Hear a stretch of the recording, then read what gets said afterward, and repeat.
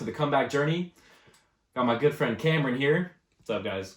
We go way fucking back, man. Way back. It's been, when you walked in, you're like, man, I don't remember the last time I've been here. But it's probably been like close to 10 years. At least. We were like, I'm thinking it was like 16, 17, maybe. Dude. And so before I even like had moved out or like yeah, the times that we used to hang out the most. Right. That was probably when I was here last. I think you had like a couch like in the middle right there. there. Yeah, we did. Yeah. I'm sure we were doing something just up to no good. All right, so let's get a little backstory and then we can dive into some good stuff here. Cool. So did you grow up here in San Diego? Mm-hmm. Yeah, San Diego. Right on the other side of Lake Murray, so about a mile from here. Yeah, pretty close. Yeah, very close. And do you have any siblings? I do. I have a younger sister that we have the same mom and stepdad. Her name's Casey. She grew up around here also. I think you probably met her before. Yeah. And then 2 older sisters, and we have the same dad, my biological dad. And they're one lives around here. I don't see her too much. She's like 9 years older. Okay. And then the other one's 7 years older, and she's been all over the place. She just moved back from Texas, and she's up in Fresno now. Okay. Yeah. That's cool that you have a couple siblings here and the one that like bounces around. Mm-hmm. My older brother, he's 2 years older, and he right after high school moved to Seattle to go to Seattle University, and he hasn't lived here since. And that was when I was like end of my sophomore year of high school, beginning of my junior year. And I just found out recently that he and his wife are moving back to San Diego. Oh, nice. Like the end of next month, if all goes well. Like they have to sell their place in Seattle, but how old is he? Back here. He's 31. 31. Oh, so he's kind of close in age. Yeah, he's just 2 years apart. Did he grow up here with you? Yeah. Oh. Yeah. So we all went to Catholic school, my brothers and I, and then at Patrick Henry, we didn't like really get along at that point in time. So like we didn't like associate at all. Gotcha. In high school. So like, and like I was like skateboarding, and he was like a really good student and like in ROTC and like doing like productive things. Right. You know? So, straight. Right. Yeah. So yeah, we didn't like hang out a lot back then, which is why I'm stoked that he's moving back. Yeah. Even if it's like I mean, I'm gonna be moving out of state beginning of next year, but like at least for like 6 months we'll be in the same state. Yeah. And like hang out, you know. And kind of like get to know each other. Like, right. Hang out, do some stuff around here that you never got to do. Yeah. Know, just like, and now that we're all almost 30 years old. Right. You know, it's like right. Totally different. Yeah. It's like a different mentality, you know? So what was your childhood like? Like, you said you have your mom and your stepdad. Mm-hmm. Was that like, how old were you when your parents split up? I was only 1 when my parents split up, so I don't remember. I actually have this one memory that like the only memory I have of my real dad and my mom, I guess not together, but it was like one of the nights we used to live over in Spring Valley. They had this little place right off like the 94 and like Spring Street. Okay. Like a little area down there.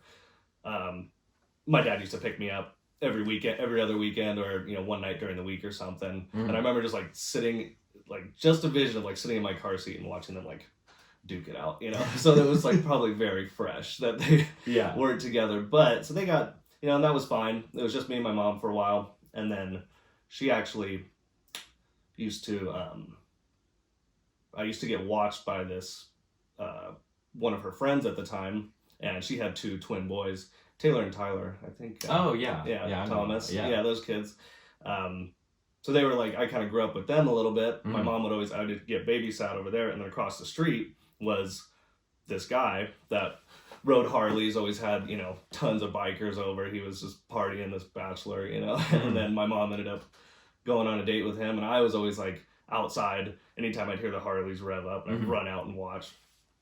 So long story short, they ended up dating, and then they got married when I think I was 4 when they got married, and then had my younger sister when 1 year later, like exactly 1 year later. So but it was a few years younger than you. She's 5 years younger. 5 years younger. Okay. Yeah, but it was good though. I mean, I honestly can't complain about much. Really, it was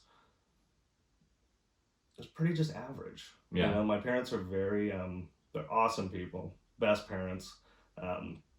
Always got along, you know, I always got to do enough, but they were kind of strict. So I was always the one that like was getting told no constantly, Yeah. constantly getting told no.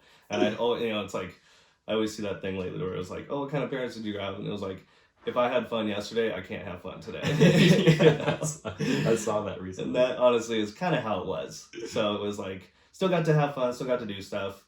But growing up, it was a lot of family time, you know, going out, going to the desert. He taught me how to like ride a quad, things like that. But no, it was pretty average. Yeah. Pretty average. That's cool that you got into that, like riding quads and like seeing like the motorcycles and stuff. Like that's something that like I've always wanted a motorcycle. Yeah. You know, like. Have you ever ridden before? No. No. Have you ever been out to like the desert and gone, you know, any off-roading, stuff like that? I've been on some quads, but like one of my dad's old employers had this place out kind of by San Vicente Reservoir. And he had this massive property and he had some quads. Like my brothers and I like a few times like rode him around and on his property. And then once we took a trip to, I think I was 19, my mom and my brothers and I took a trip to Cabo and like rented quads and like rode them up and down the beach. That's cool. But other than that, nothing. Yeah. But I'm like, I want one. Yeah. It looks like so much fun. They really are. I mean, I think I was probably like around like 5 when he finally, you know, got me like a little quad. And then my at the time, his parents, so my grandparents lived up in Alpine and they had like an acre of land. So it was like just enough to where on a little quad, I could just kind of go in circles. Yeah. And I remember, you know, my dad would ride on the back with me until finally one day it was like, I'm riding along and I'm getting it. And all of a sudden it's like, I feel something. And he just like jumped off the back to let me do it by myself. And I like turned around and was like, I'm doing it. That's like the training wheels thing. Like when your parents are like holding you and then all of a sudden they're not holding you. Exactly. Yeah. That's awesome. So that was good. I mean, we did a lot of trips, you know, mainly to the desert, you know, things like that. I played sports. I played soccer when I was younger, for a handful of years. And then I believe I was during middle school, I played hockey for like probably like 5 or 6 years. Really? And that was a lot of fun. Just like when roller skate land was still there. Dude, so that place was legit. That was the place to be on a Friday and Saturday night. Man. For younger kids. Yeah, like if you're like between the ages of like 11 and 15, like that was the spot. Oh, the spot. Like I remember looking back and like, oh my God, like how could they get rid of a place like that? You know? I know. It's like, that was such a fun part of going up in like the lines wrapped around the building. You know, it's like you already got your skates on when you're in the car, so you could like rollerblade in the parking lot.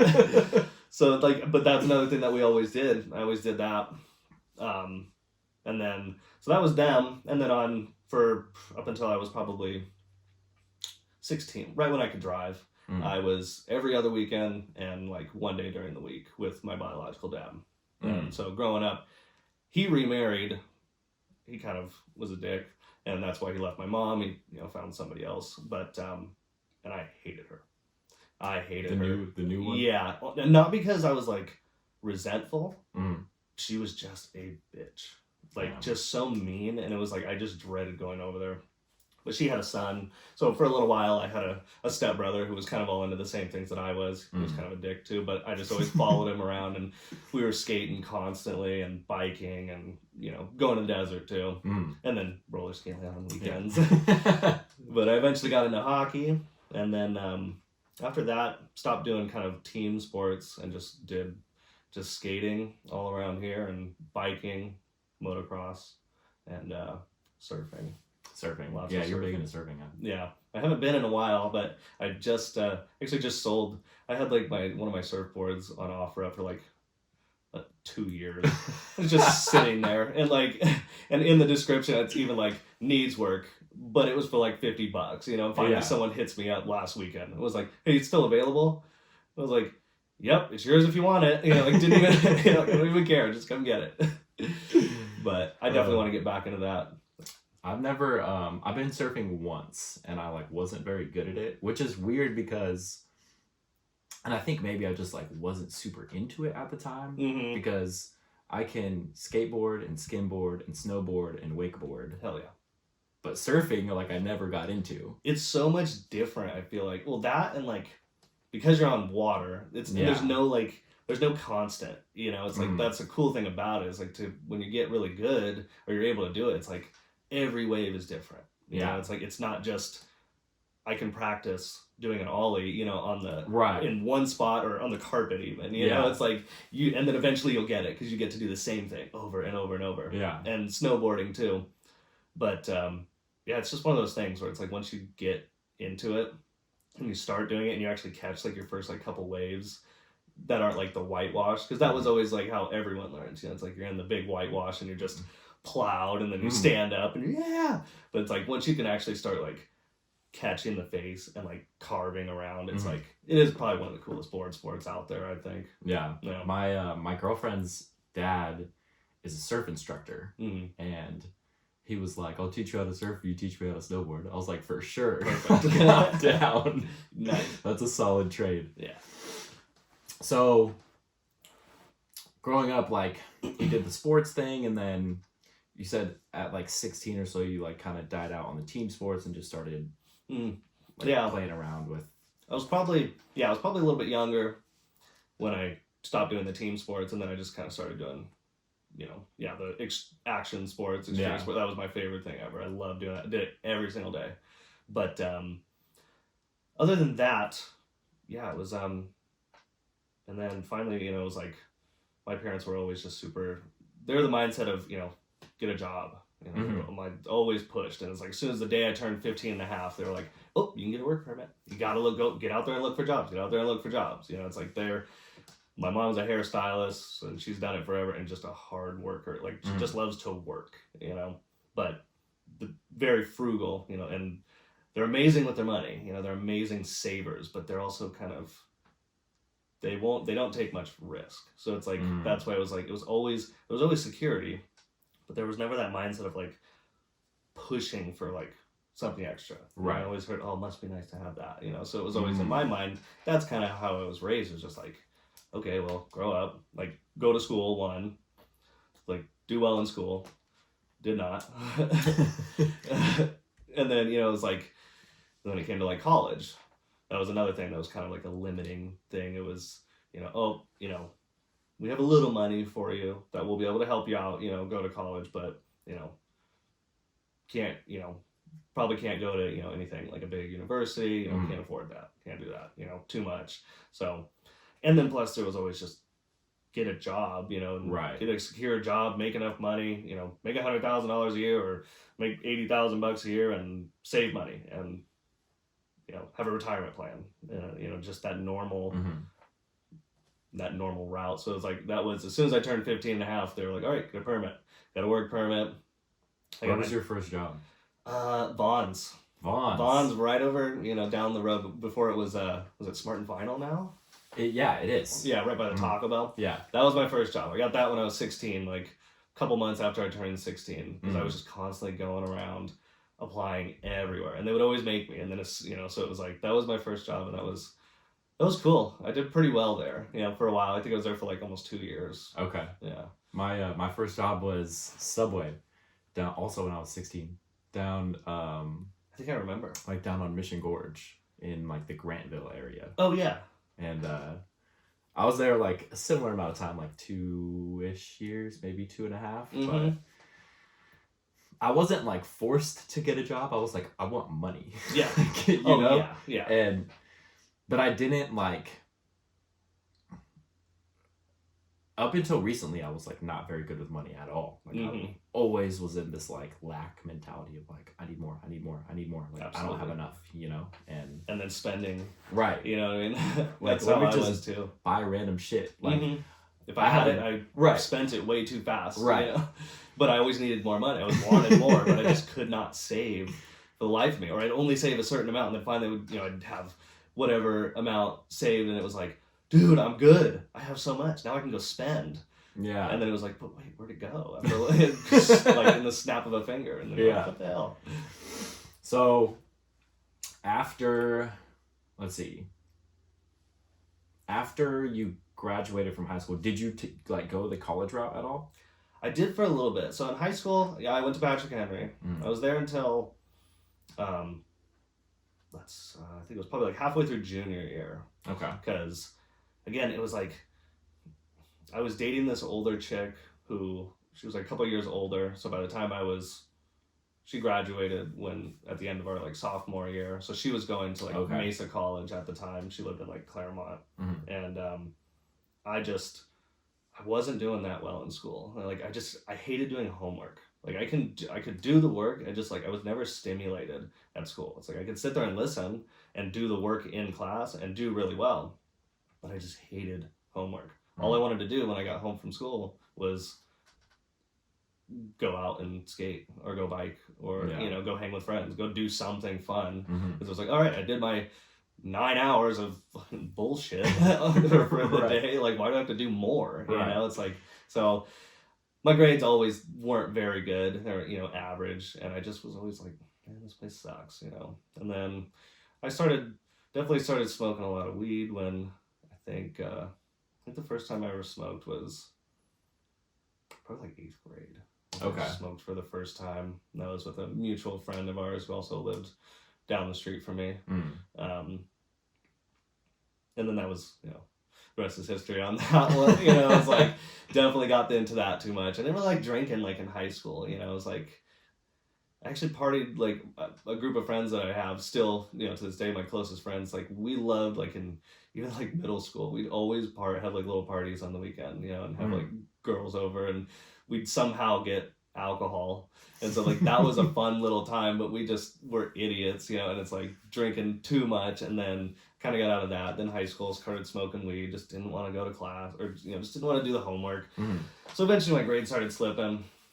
I was grounded a lot growing up. My mom just would get so furious at me. God, because of the grades? Oh my God, yeah. It was always just, because I'd always lie too. It's like, oh, did you get all your homework done? Yup. I'm gonna go skate.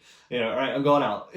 So I definitely got in trouble a lot. I just wasn't a good student. So finally I was like, I found out about charter school. I knew some people that were going there, some that had to go there, others that were like, oh yeah, if you can go and you can work at your own schedule. You can only have to be there an hour. So I was like, oh, perfect. I'll just do that. So I went, got convinced my mom to let me go there. So I left Patrick Henry, and then I got done with the rest of that year and my senior year within about a year. So so you were done early. I was done early, and then I started going to Mesa College for a little bit. And again, it was basically, it's the same thing. Like, that's what it felt like to me. It's just going back to high school. Just like another level up, more work, way more homework, just crap. So of course it was like, I lasted there for maybe a little over a year. And then finally it was just like, I just don't want to do this anymore. Yeah. And I had a job. So it was like, all I wanted to do was work more and more and more. And I turned 18, so I could start working full time. Remember back then it was like, before then, like a limited amount of hours. Yeah, like the most you could work was like 30 hours a week. Yeah, and like 4 hours on a weekday. Right. And you could only work till 10 o'clock at night. It was like, so you always got those late shifts too, because like, so I wanted to be able to just get a job and be able to work full time and make more money. That's all I cared about. I just wanted to make money. But, so I went to college just for a little bit, and then just was like, all right, well, not feeling it. I'm done. So my mom was okay with that, but they were just like, as long as you're working, you know what I mean? As long as you're working full time and trying to do something, they never really pushed college because neither of them went to college. They were always very big on like a trade school. They're like, oh, if you don't want to go to college, then find something that you want to do and go to a trade school. So I was always like, okay, well, what do I want to do? I have no idea. And when I had a job, I was making some money and just was like, well, shit. I got complacent, very easily when I was younger, and just didn't have that abundance mindset of like, all right, what can I be doing more to better myself? It was just like, okay, well, I'm getting a paycheck. It's enough for what I need right now, and I'm okay. So I did like similar, like in high school, I got pretty good grades. Like my freshman year, I had no friends because I went to Catholic school, and then... What school? St. Martin's. Is that Saints? No. Although I did go to Saints for a little bit. Oh, did you? So, St. Martin's is like kindergarten through 8th grade. Okay. And then Saints is an all-boys Catholic high school. Mm-hmm. And so I went to like Catholic grade school, and then I went to Saints for like a few months my freshman year. Okay. And then my locker got broken into, and I remember like my mom going into the office and like, this is ridiculous, blah blah blah, like what are we gonna do about this? And they basically told her like, there's nothing we can do. Yeah. Like, Don't we don't have have cameras. cameras or anything, you know. And so my mom pulled me out of the school. There may have been more to the story that I don't know, but like that's what I remember. Gotcha. And then I went to Patrick Henry because that's where my older brother went. Mm-hmm. And so I transferred like a couple months, like 2 or 3 months late into my freshman year, not knowing anybody at that school except for my older brother. Mm-hmm. And like, so for a few months my freshman year, like I like sat with his friends at lunch because I didn't know anybody. And you were, what year did you graduate? 09? 09, yeah. Okay. And so my freshman year I had no friends at all. And I also didn't have any friends from St. Martin's, the school I was at before, because I got bullied heavy like 6th, 7th, and 8th grade. So I wanted no part of any of those people that I went to school with. Yeah. So I like was in this like weird space of like, fuck these people, and I don't know these people, so fuck them too. Yep. And I got super good grades that year. Yeah. 3.9 because I didn't nice. do anything. Yeah, know? it's like, what else are you gonna do? Yeah. And then but I had my freshman year I had 3 classes with my buddy Jack Trunick, and we're still super good friends to this day. And then I also, my first period class, I walk into class like my first day and I sit down and Cody Helm is sitting right in front of me. Mm-hmm. And so like it's still like super good friends with him as well. Yeah. And but then sophomore year I started hanging out with my friend Jack and like his friends, and they weren't like, it wasn't like a bad group of friends, but I, like, having grown up in this very like strict Catholic upbringing of like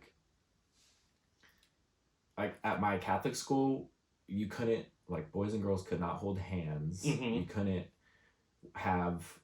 you had to wear a uniform every day. Mm-hmm. And I remember one year my mom got me these sweet pair of Vans for my birthday. Yeah. And like on your birthday you can have like free dress and like wear whatever you want. So everyone knows it's your birthday too. Right, yeah. And so I had these Vans, and on the inside there was like a neon green stripe. Mm-hmm. And I wore them to school, and they called my mom and told her that it was against the dress code and she had to bring me another pair of shoes. Oh my god. Yeah, and like you couldn't wear ankle socks, and like, yeah, just Yeah. crazy weird stuff. Yeah, super strict. And so when I got to Patrick Henry, I was like, Oh my god. dude, there's people making out in the hallways, and there's people smoking weed, and like people drink. I remember there's smoking this girl, cigarettes. Yeah, And, you know, like, just there was this shit girl going that, on like, everywhere. this girl mentioned like having taken ecstasy at a party, Yeah. and I was like, what? I didn't even know what it was. Dude, ecstasy, You know? ecstasy ran through Patrick Henry. That was like Heavy. I feel like that was the drug of choice for Patrick Henry. I mean, because I didn't know at the time anyone. That's where I learned about ecstasy. Yeah. Like, that's the first time I tried it was at the winter formal sophomore year. It was the best time of my sophomore life. year. Yeah. Damn. Dude, it was. Yeah. The first time I did it was like after I graduated. Mhm. But like the first time I smoked weed was the summer after my sophomore year of high school. And then junior year I started dating this girl, and we dated like pretty much the entire time of high school. Mhm. And we like broke up towards the end of senior year. So that's when I was like, oh, okay, like I'm gonna party now, you know? Mhm. So like I started drinking and smoking, and like Yep. my 18th birthday I went across the street to my buddy Adam's house. And I think his sister was in your grade, Christina Sanchez. Oh yeah. I know her. So they lived directly across the street. Yeah. And so I went over there on my 18th birthday, and I was like, Adam, where can I get cocaine? Oh. So we like walked to some house like a few blocks away, you know, and got some. And Yeah. like went to the strip club and like Yes. went all crazy. And then like shortly after that tried ecstasy. But in high school I didn't like my grades slipped a little bit sophomore year because I just went out skateboarding every day. Yeah. And Just wanted to have fun. Right. Yeah. And then junior year they were a little better, and senior year a little better, but for the most part, like high school was weird, man. It was like this, like there were so many different things that happened, and I think for everyone during high school they think that it's like once high school's over, life is over, and like oh, absolutely, that's like the normal. I feel like everyone definitely has that feeling. So it's like I mean, I wasn't like high school for me. I also just didn't, I always had a group of friends that like from school that were like my best friends, that we always hung out at school. Those are the ones that I went out biking with. But then I always had another group of friends that I grew up with. That one of them was like one of my first friends. We met him because he lived, 4 houses down. So he was like one of my first friends ever before going to, elementary school and meeting other people. And so it's like, and he was always older, but he never went to the same school as me. And then we had that group of friends, and those were the ones that they didn't do a lot of, like sports or like the same action sports or extreme sports. They were always the ones that definitely wanted to get into trouble. Yeah. We were always doing the risky stuff, and just wanting to, that's what they always want to do. And it's like, so I had that side where it was like, sometimes I'd hang out with them, and it was just that rush of, and that, pretty sure that's where I learned about pretty much every, drug. It's where I smoked weed for the first time. That's where I got the ecstasy from when I took it, at Winter Formal. It's like, they just were probably not the best influence, but I always had a blast with them. And my parents, it's like, and that's where it was like, I had to lie to my parents a lot, I had to sneak out, had to do that. So it's like, they were definitely not a good influence. Yeah. So then at school, I had my little group of friends, but like I didn't go to like any parties and stuff. I knew a lot of people, and at school, and it's like I was always just a really friendly person, so I knew a lot of people. I met a lot of people, and was just like at school, like, hey, what's up? What's up? Never had any problems with people. Just kind of, but like I didn't date any girls there. I didn't really hang out with anyone other than a couple people outside of school. So I guess it was like pretty not popular at all. You know what I mean? So it kind of sucked. It's like I would hear about all the fun stuff that other people are doing, but I just didn't do that. So it was like I always had to find it somewhere else. And I was the same. Like I had like a real small group of friends in high school, and I was very like, I was super introverted at that time. Oh hell yeah, and like, me too. Shy as hell. Yeah, super shy, and like I went to like one house party like junior year of high school because like my girlfriend knew about it, and I was like, like I didn't even drink. I was like, I don't really want to be here. Like this is uncomfortable for me. But yeah, just kind of stuck to like the same small group of people. And then after high school, I went to Grossmont College, which like you said, Mesa was like a continuation of high school. Like, there was like half my graduating class at Grossmont. Everyone, so many people went there. And I was like, okay. I think that's also kind of why I went to Mesa. One, I had a girlfriend, but like I also didn't really know anyone like from high school that much. I didn't make a lot of friends in high school, so I didn't really want to go back to a place where everyone was there that I didn't know.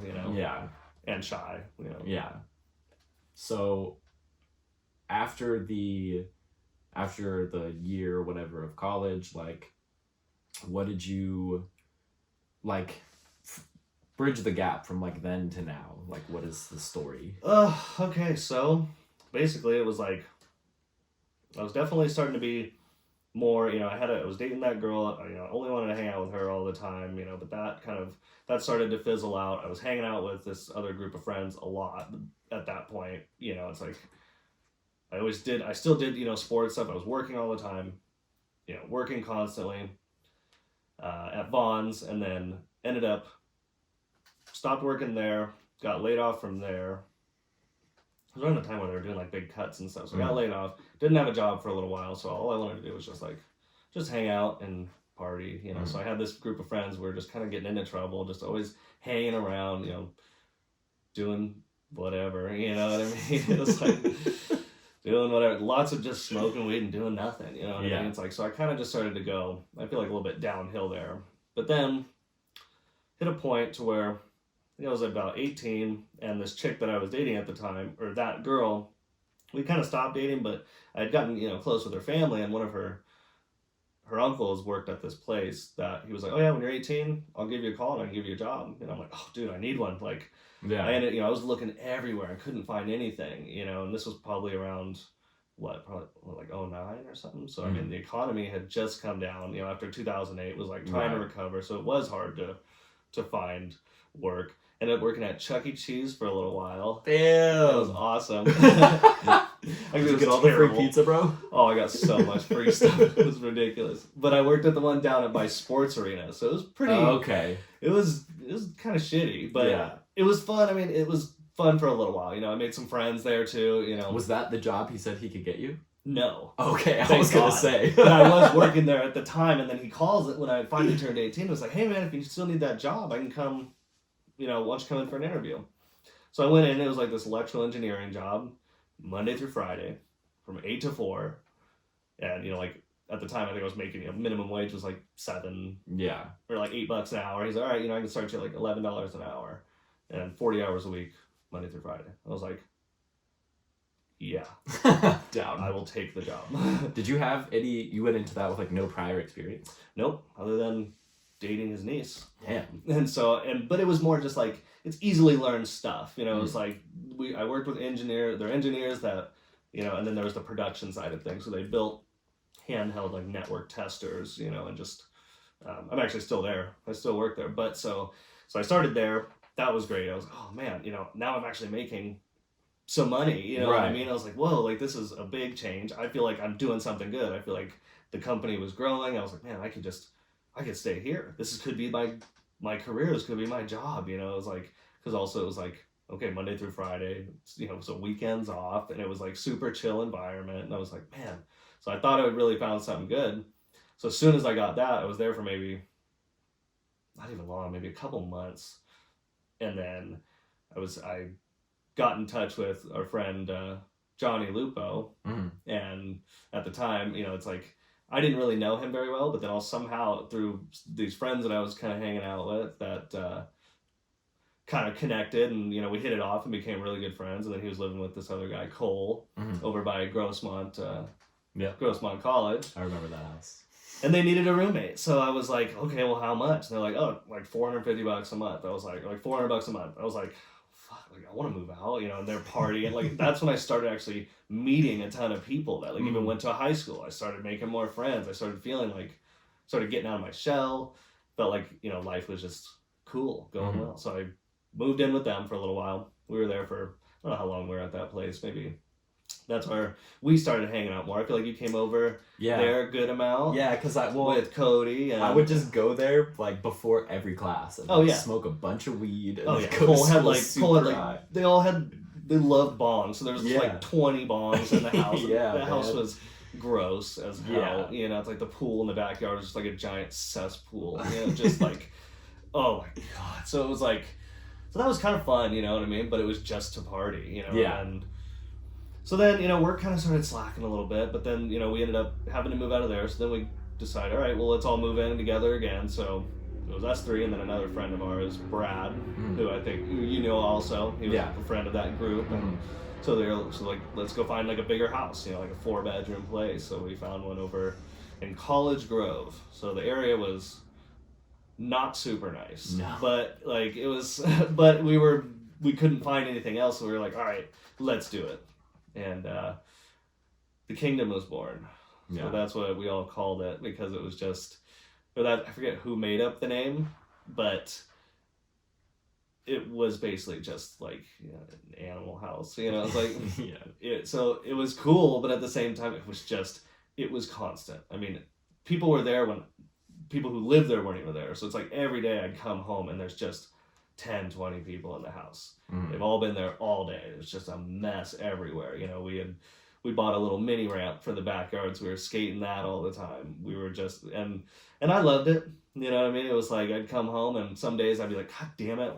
Why is everyone here? Like, I just want to relax. Like, right. I still wanted to feel like I was responsible for like this is my own place, you know what I mean? I wanted to try to keep it nice, and that lasted 2 seconds, you know, so it was just, but eventually it just kind of got sucked into it big time and just started partying every night, and work definitely suffered for sure, started calling out all the time, and just, you know, feeling like, and of course, you know, when you're drinking every night and smoking, and I think it was there when I probably did coke for the first time, so we were doing coke, and I tried a lot of things, you know, mushrooms and acid and ecstasy, you know, it's like that shit was just all the time. And so life just kind of started feeling down. But, you know, had a good time, and finally ended up, you know, that was for probably a year or so, year and a half, you know. I know we hung out quite a bit when we were there. We had a good time. But I was over there all the time. And I think, so I was 18 to 19 is when that was. So then... but that, of course, everyone, you know, people started moving out. I had to get roommates in, you know, it was like things just started falling apart, really. Even friendships, too. Just kind of things started changing. And I was really ready to get out of there as well, just because it was starting to just be too much. You know, the house was getting trashed. I knew I was going to get screwed, you know, because I was always in touch with the landlord, always trying to be the responsible one, always going down and paying rent, you know, on time. And so it's like, they thought, you know, he thought, oh, this guy's a good guy, you know what I mean? So it was like, it all kind of came on me when we finally left, and ended up having to owe a shit ton of money, like more on top of the security deposit. And, you know, so it was, I stopped hanging out, you know, kind of with everyone.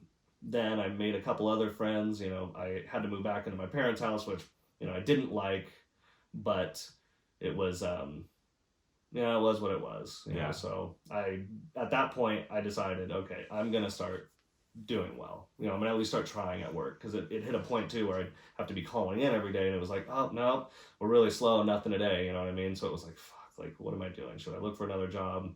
Looking for others, couldn't find others, so I just kept calling them, and finally it was like, all right, man, you know, there's work. And I just went back and started kicking ass. So then I was living at home, I stopped hanging out with all the wrong people, but I was still partying a little bit. But I got back into, you know, biking and doing more stuff. And I was hanging out with I had met at the time a good friend of mine still now, Derek Palmer. He's still like we became like best friends, you know, just started hanging out all the time and snowboarding every weekend, you know, getting season passes at Bear and literally going every weekend. And then we started getting into biking a little bit when I moved back into my parents' house. So then we started doing that. And then one day we would always go off the 94 to these jumps, and they were kind of smaller, but fun. So we'd go there all the time. And I was like, man, I want to kind of find something bigger. Let's go over to Cuyamaca College, because there's these just monster dirt jumps there. Just big boys. So we were like, I was like, let's just go check it out. And he's like, dude, they're huge. Like, I don't know, man. So we went, and I had the courage and got the balls and was like, all right, you know what, dude, if I can hit this one, I can keep going down the line. So it started like up at the top of the street. You had to like wind down, hit these two little like smaller jumps to get speed, and then there's this, you know, this huge wall. So I go up to the top. Was this on like a bicycle or like a BMX bike? Okay. It's on a BMX, bicycle. Okay. So I got the courage. I was like, all right, let's go. All I remember is sitting up at the top, and next thing you know, and I remember coming down, hitting like the first two little jumps, and then I don't remember shit until I'm getting woken up by Derek. He's like, dude, are you okay? Dude, are you okay? So I guess like basically like right at the bottom of the big jump, it's like it was really soft sand, and it slipped out, and I just went right to my face and just knocked out cold.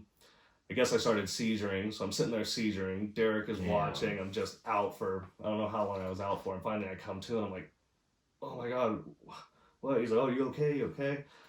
I was like, yeah, oh, you know, just like felt just hurt, you know, and I was just like, oh my God, I just had the worst headache. Couldn't, you know, just dazed. You ever been knocked out before? Yeah. Yeah, it sucks. It does. It's a weird feeling. So I was like, oh my God. So then I was like, he's like, don't get up, dude. Don't get up. Like, it's okay. So I get up, and I start walking up to his truck, and he's like, dude, just sit down. Like, the ambulance is on the way. I already called the ambulance. Like, I'm like, no, I'm good. So I go up and just like walk up to his truck, which was like right there, put down the tailgate, and just like go to lay down. As soon as I go and like lay down, the ambulance arrives. So then they grab me and throw me in. So ended up, having a pretty bad brain, you know, injury, a little like TBI, I suppose, a really bad concussion, and I broke all this right here. So they had to put a plate all right here around my orbital. And so that was really scary. But that definitely changed something in me. That was just like, whoa, like, I don't know what, other than just it got me on a totally new path of like, all right, I need to. I stopped, smoking weed. I stopped doing pretty much all the shit that was just keeping me down. It just kind of snapped me back to reality. So it was kind of a good thing, but it was very scary. Yeah. Then so then after that, I just kept working at this job, which I'm still at. I've been at the same engineering company for about, I think this year was 10 years. Damn. That I've been there. So, and that's going good. I've been able to, it's downsized. The guy who actually hired me ended up leaving. So I took over his job, and so it's kind of gotten smaller. Business has gotten slower, but I've been able to start making, make more and more and more money. So it's worked and it's kept me going. But then that's when, I started feeling more just, ambitious and just feeling like there's more out there. I've always had just a very creative type of mind, I suppose, and wanting to do something for myself. But I've always been so interested in entrepreneurship and just having my own company. And I hate working for other people. I've always hated just being told what to do. Yeah. I hate it. For some reason, it's like, and it's like most people, but I've always just hated so much just having to answer to somebody. And I've always wanted to be responsible for myself. That's why I moved out so quickly. I moved out too quickly. It's because, my parents, I just was always like, no, if I do something and it goes bad, it's my fault. If I do something and it go good, it's because of me. It's like, right. I don't want the help. I don't need your guys' money anymore. Like, I can do it for myself. So that's kind of where my mind started, was always at. But then, it hit a point to where I think I was talking with like a friend, and it was like, started learning about investing a little bit. And it was like, oh, of course, that always has interested me, but I never dove into it. And so I finally, I think it was like, I forget what year it was, but probably around like 2014 or so. And then in like 2013, I ended up started dating this girl, Jennifer, and hanging out with another, cool group of friends, having fun all the time at this girl, Jen. And we started dating. And so that was, and turned out, okay, this chick is awesome. We, and so we ended up moving in together. We got a place, a little condo down in Santee in like 2014. And, she was doing really well with the job. And so I started being more and more just like, oh man, we're doing it. Like, we're doing life, it's like we got a nice place. We got new cars. We got, but I'm like, I'm just feeling so stretched, and just like, this is like, as far as I could go, like, what else can I be doing? So I found, stumbled upon stocks a little bit, opened up a Robinhood account in like 2014 or something like that. Robinhood's been around that long? Yeah. Damn. I was like, it was very new. It was extremely new. And I remember it was so easy, like, because now they have all the different levels that you can pay for, the gold package. It was like back then, the only way to get to like the gold membership is you had to like refer people. So I was like, super into it, so I like would refer people, but all you had to do was refer one person, and it was like, oh, now you're in the gold plan, you can start day trading. And it's like, back then I didn't even know what any of that was, but it was like, oh, I can. So I started doing that a little bit, and then I really started diving in and started reading and getting more involved. And then I was playing on a softball team, and a friend told me about he was like, oh, do you do any stock trading? I'm like, yeah, I kind of do a little bit, I'm diving deeper into it. And he's like, oh yeah, have you ever heard of Forex? I was like, no, what is it? He's like, oh, it's basically, it's foreign exchange market. It's trading currency. You know how like you can exchange your money for pesos or euros, pounds, stuff like that. And he's like, yeah, it's basically you're just trading currency in a sense. To keep it simple. But it was like, it's a whole nother market. So I was like, well, that's cool. So where'd you learn about that? What do you do? Like, where's a good place I can learn about it? And he was like, oh, well, you can check out, just online, anywhere you look. He's like, or you can check out this other place. It's called Infinite Prosperity. And I was like, oh, well, that sounds cool. Yeah, it's a cool name. So, yeah, it really is. So I went and decided to look into it. And it was pretty expensive to sign up for it, a couple $1,000 or something. It was like a course? Yeah, it's basically like a community, similar to like the Level Up Collective. Okay. But it was based around, mindset and growth, individuals, as well as teaching you how to trade. geared towards Forex. So it was like they had this whole basically course, with all these different levels, that you had to pass. And it was kind of like a little educational program thing. So I was like, all right, fine, I'm going to try it. So I went ahead and opened it up, and that just completely changed my life. It was like similar to, how the Level Up Collective is. It's like it was just all about teaching just you. Like, oh, mind blown. You know what I mean? Just total paradigm shift of, wow, you can do anything you want to. Here's a way, examples of how to get the life that you want to, the mindset that you need to have, being more, the abundance and not lack. And it basically just dove so deep into everything to where it was just like, oh my God, like, how does no one know about this? How did I just find out about this? What the hell, So, and then on the other side, it would teach you, all right, here's what Forex is. So it told me all about that. I got to learn technicals and just how to, be like a trader, and then, how to open an account and basically how to build a life from it. So that blew my mind. I started that, and yeah, it was the best thing I ever did. So I started day trading pretty heavily, just into the Forex market, and started getting pretty, good at it. And then I had one of the guys who, they had another plan that you can upgrade to where it was like the day trading version. Because at first they just teach you what's called swing trading, to where it's basically just like longer term holding stuff. You're still trading, but it's like you may hold it for like a week, it's like, but then like day trading is a whole nother beast that you have to really be focused on. So they had this guy, his name was Iric, and just this epic, trader, all of them were just so successful and such amazing mindsets and very wealthy individuals that were good teachers and wanting to help. So then they had this day trading program that you could pay another bunch of money to open up and then teach you all about that. And then like every couple days they would do live trading. So then you can be on the screen like with watching them do it and talking to them and trade with them, because the market's open 24 hours a day. That's like a little of the difference between that and stocks. It's a 24 hours a day, 6 days a week.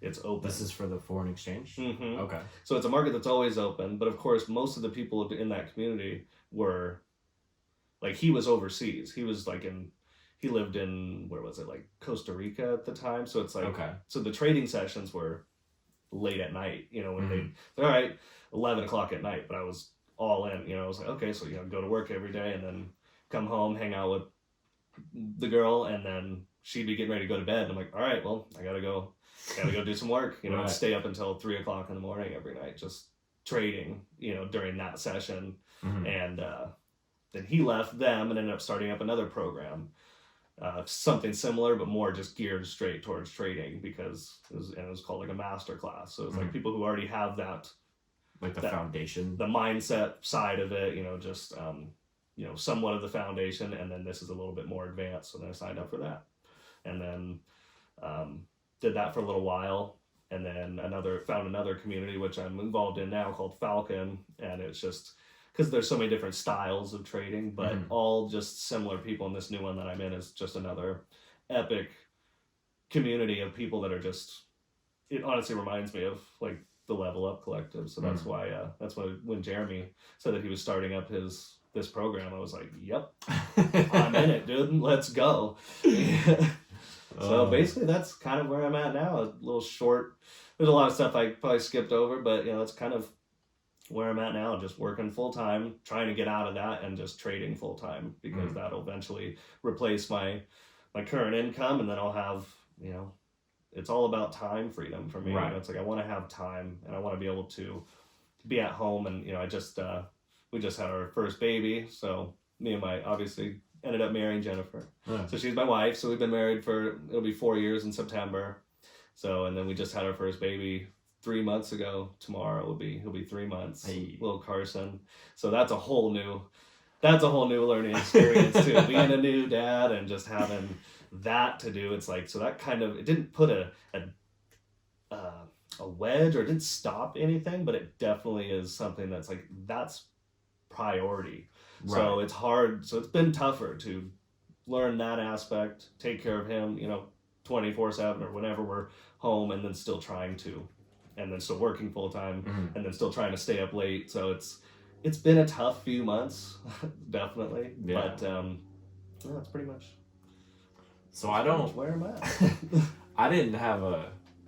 I got a Robinhood account in like March of this year, and I had never done anything related to investing prior to that. I had a 401k at Costco, and I quit Costco like 6 months ago, and I was like, this was like in the Level Up Collective, we had like this call.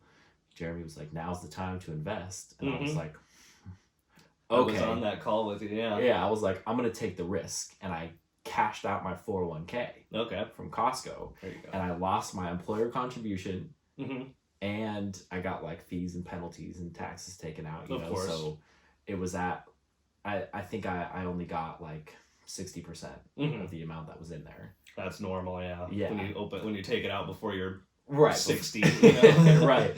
But I was like, okay, like I think I put like 80% into Robinhood, and then like added a little more over time. But I like, and this is just like doing it myself and like asking like, oh, like, and like looking into like some companies. Like I don't do it, like I'll check it every day, but like I'm not like actively trading. Right. But it's just like it's investing. Right. At that and point, I've surpassed, like I've regained what I lost from fees and penalties and my employer contribution from the 401k plus an additional few $1,000s. Yeah.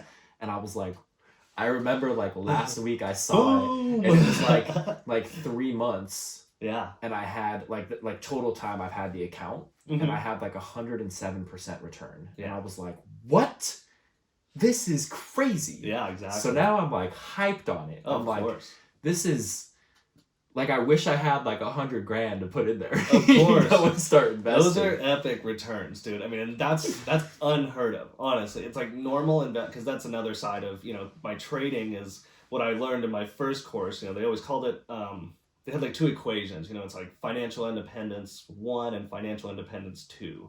And financial independence 1 was basically just how to gear your life towards, how to eventually have trading. So it's semi-active income is what they call it. It's like active is, going to work every day. Location, and your location's strict and defined time during the day. So you're trading so much time, you have to be in a certain location. It's the normal active income of the rat race. Then there's semi-active, because with trading, I mean, some days it's like, spend a couple hours, and a lot of people really try to define their time of like trading to where it's like, you don't want to just be sitting in front of the charts, looking at charts all day long. It's like you have a strategy, and then you can look at it for a couple minutes or an hour and do a little work, and try to set up, forecast a little bit, see if there's anything that aligns with your strategy. And then you got the rest of the day.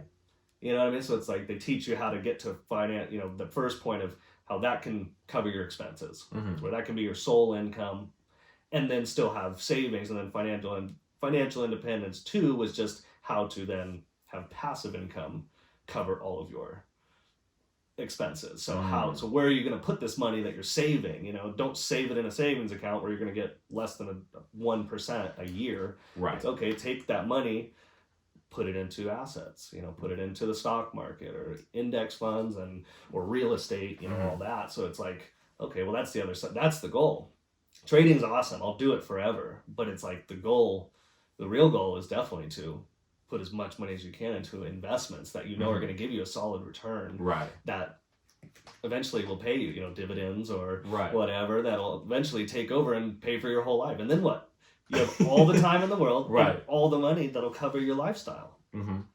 What is better than that? It's like there's nothing better. Think of anything. Right, that's the goal. I mean, obviously, and then you have time to build businesses. You can build a business if you want to, a passion project. You can do whatever you want. And that's obviously people who are doing that. They don't want to just do it so that they can sit on their ass all day. Right. But you can have time to, okay, let me do something that I love to do. Let me figure out a job or a business that I absolutely love to do. And let me put all my time in that because I have all the time. Right.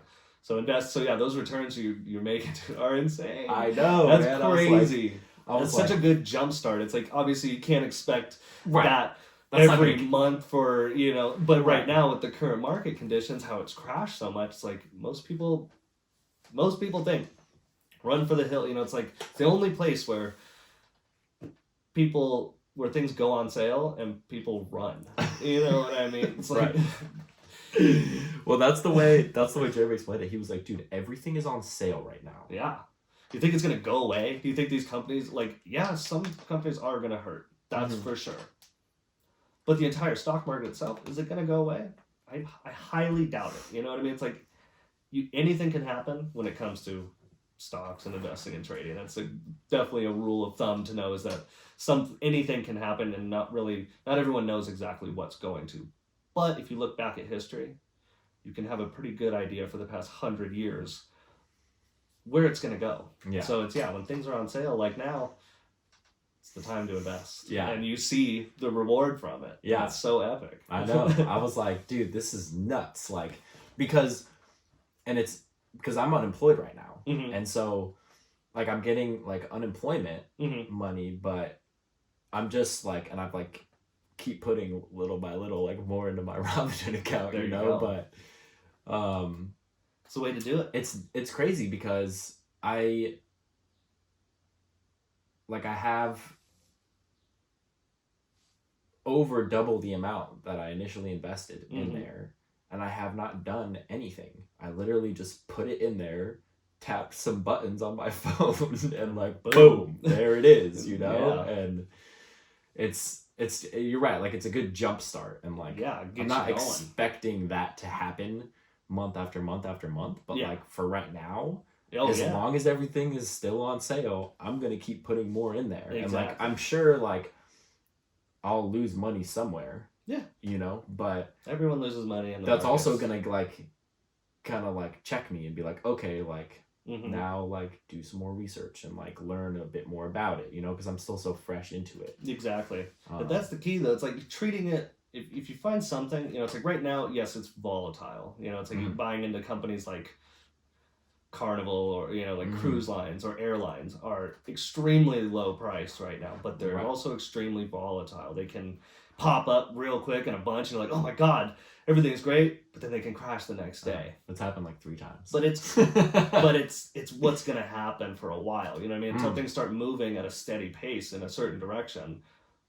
And that's why when you have a savings account, you know, people who know how to save money, it's like, okay, well, I'm gonna put 10% of my income every month into a savings account and never touch it. You know what I mean? It's like that's to save, obviously, unless something comes up that's important and you have to.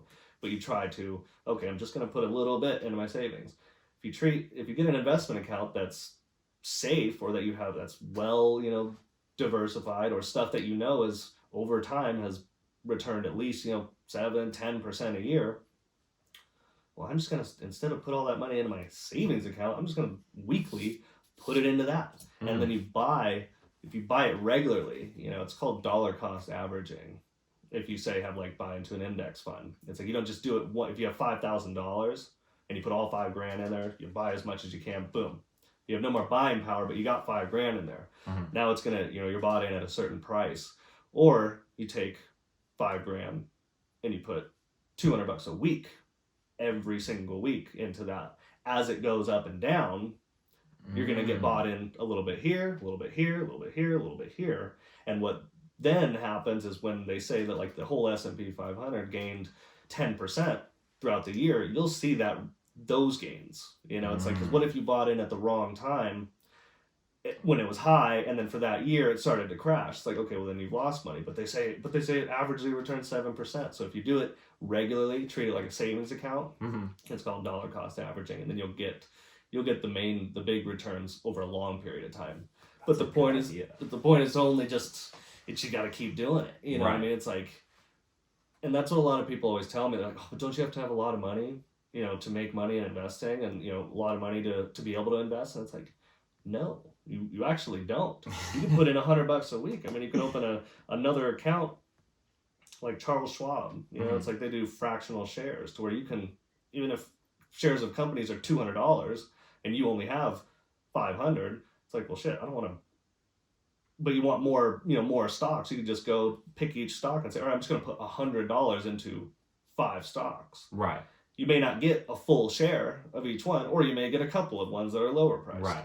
But you can just continuously do that, and that's how you start. Yeah, the way to make a lot of money, like if you're expecting dividend payouts, yeah, like you have to put a ton of money in. So no, you're not going to see crazy like, oh my God, I'm a successful investor and I'm receiving, Right. $1,000 a month or 20 grand a month off of, off of my portfolio. You know what I mean? It's like, that's going to take a lot of time. But if you got to start somewhere, you know what I mean? It's like, that's just the thing. Put in a little at a time and you treat it like a savings account and you just continue it to go, because then down the road with compound interest, reinvesting dividends, the more money that you're constantly contributing to it, and if it's growing, if you're making 10% a year, it adds up. Yeah. Real fast. I saw this, I forget who I was talking to.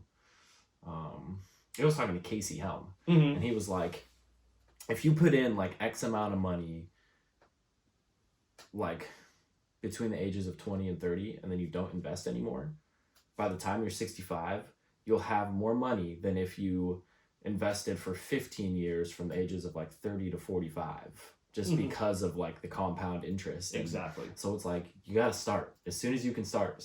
Yeah. It doesn't like, just do it as soon as you can. Yeah. And it doesn't have to be a lot. Like I didn't put the only reason, like my 401k at Costco, when I was there for 2.5 years, and for the first year I was putting 3% in, which was like the minimum. And then it went up to 4%. It was like a 1% annual increase. Right. And then I was like, dude, I'm living at home. I'm working 2 jobs. Because I was full-time at Costco and like full-time bartending at a restaurant. So I was at the Pioneer? At the Pioneer. Yeah. Yeah. And so I was like, fuck it. And I bumped it up to 20%. There you go. I was putting 20% of my money into my 401k. Yeah. But even still, I was only there for 2.5 years. When I cashed it out, I only got like $4,200 after like they took away my employer contribution and like taxes and penalties, because it was at like just shy of $8,000, but I only got like $4,200, and I was like, and how much bullshit is that? Right, because that's like, and it's like, sure, it's like, it's like pre-tax, from your paycheck, but like it gets taxed regardless. Oh yeah, like the government will take your money, and that's fine. You know what I mean? That's fine to pay taxes. I get it. Do I think taxes? I mean, I think taxes should be lower, of course. I think it should be much more fair, but it is what it is. Right. So you gotta pay taxes, but but no, that's just bullshit though. I seriously, it bums me out when I see people have their, lose half their money, from a 401k that they've been putting in for 50 years, and all of a sudden it's like they take it out one day too early. Right. Then you lose 40% of it, you know what I mean? Yeah. Or it's like, the other thing that I always am trying to, because I've gotten so deep into it now to where it's like, this is what I love to do. I love everything about it, just starting to educate myself. And that's the biggest thing that I recommend when it comes to investing is just get educated. Read everything you can about it. Because most people think, oh, I have a 401k. I'm straight. No, I got a pension. No, I got this. Well, it's like, but who's in charge of that money? Right. I'm like, do you know where it's invested? Do you know exactly what it's invested in? How much are they charging you in fees? And it's like, oh, I don't know. I just give it to the advisor or whatever through my company. Or my company just does it.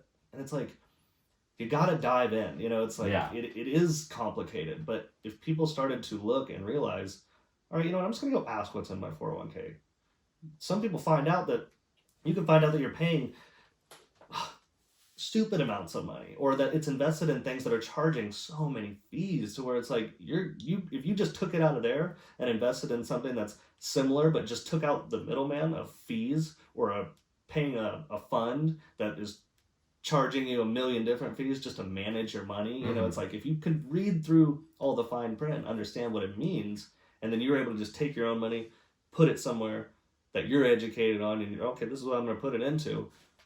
It's like, you're going to make so much more money. You're going to have so much more in the end of time. It's honestly ridiculous. I think I was just reading, and I've read it a couple times, but like the long ass book, the Tony Robbins, like Money Master the Game.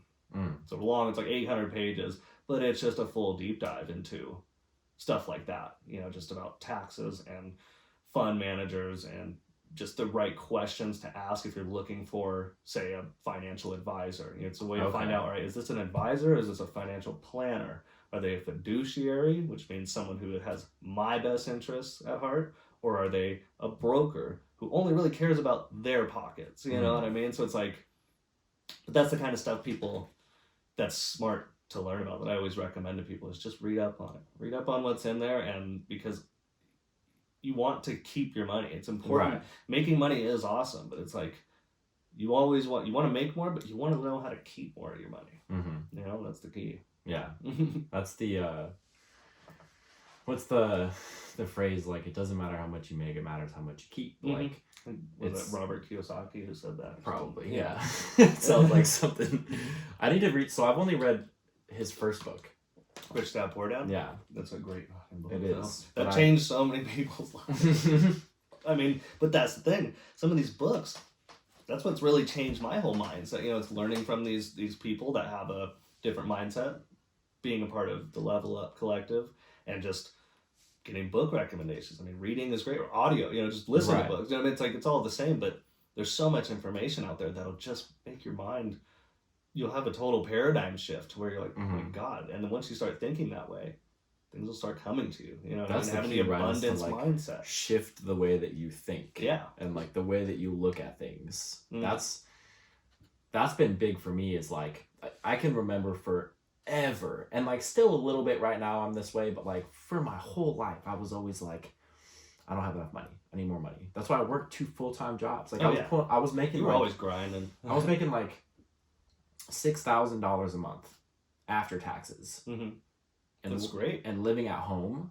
Oh yeah. And I still was like, I don't have enough money.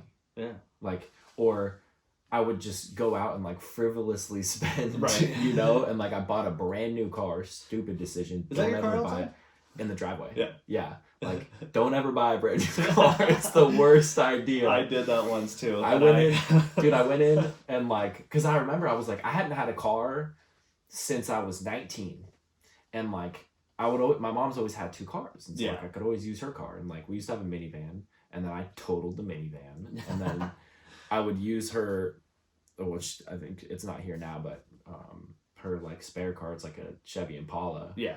And so I would just like drive that around if I could, you know, like, and so I was like, okay, I'm going to go buy a car. And I like saved up for a little bit, and I went to the dealership, and I was like, I want this car. I did my research. I was like, I checked out a few different models, and I was like, this is the car I want.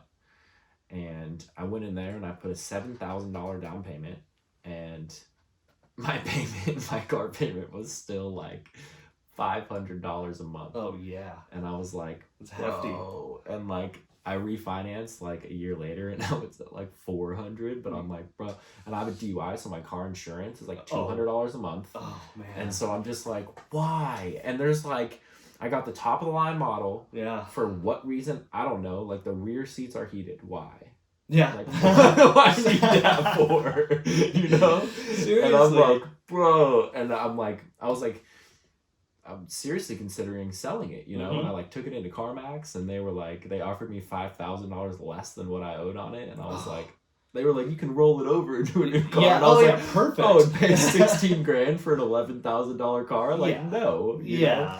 So it does suck, right? You know, it's like especially being upside down, you know, it's like, but it's so easy to do with a brand new car. Yeah. Like I would have rather just like taken the $7,000 and bought a used car. We bought a $5,000 car and put $2,000, you know, in the bank. Right. And not had a car payment. Right. Those car payments, man, they just wreck you. They wreck you. Monthly expenses are so easy to do. You know what I mean? It's like, oh, you know, you don't have the money, but you can finance it. It's like, and you do that with anything these days, or put it on a credit card. You know, it's like, me and my wife definitely.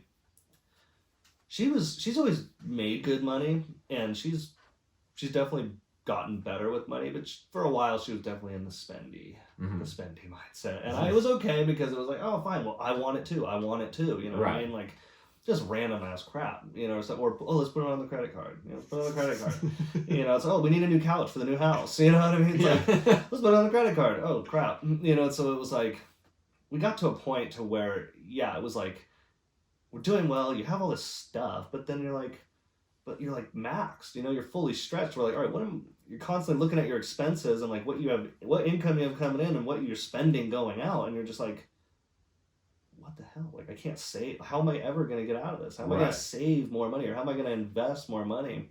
I think that's what kicked me towards all this stuff. And once I started learning it, I'm going back to her, and for a while, I know I bugged the shit out of her, but I'm like, because part of that, like, my first program, it talked about just, same thing that we always talk about now. It's like you're the average of the 5 people that you're around. It's like being surrounded by the same like-minded people. Right. So when I started getting into this and coming to her with it, it's like, how do you talk to, if your spouse, isn't in the same mindset, how do you talk to them? How do you get them on the same mindset without, forcing them to be someone that they don't want to be, right, or have a lifestyle that they don't want? But how do you work together? You know what I mean? It's like, because obviously with friends or work, a job and stuff, they're easier to cut out. If you're on a mindset and you have a path that you want to go, it sucks. It really does. But if you want to grow, they're easier to just, okay, you know what? I can leave this job. Okay, these friends are not doing anything for me.